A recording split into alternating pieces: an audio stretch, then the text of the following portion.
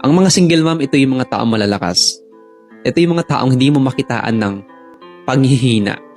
Lagi nakangiti at lumalaban sa buhay. Pero alam mo ba, sa kabila ng ngiti na pinapakita nila sa social media, yung kalunos-lunos o yung hirap na na-experience nila araw-araw mula sa kanilang mga ex, sa kanilang mga partner dati na iniwan sila. Pero lahat ng unos, lahat ng hirap, nalagpasan nila mag-isa. Wala silang kaagapay, wala silang kasama sa laban, kundi mag-isa lang niya.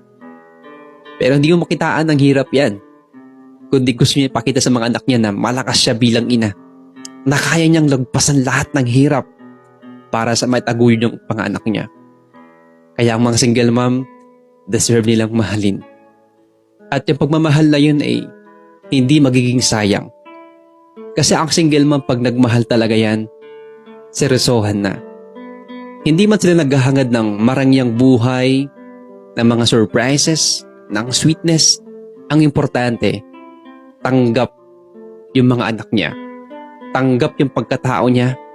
Lahat ng hirap, lahat ng past, kayang tanggapin ng isang lalaki. Okay na yun sa kanya. Ang mahalaga, mahal niya at ang kanilang mga anak. Iyan ang isa sa pinaka hinahangad ng isang single mom.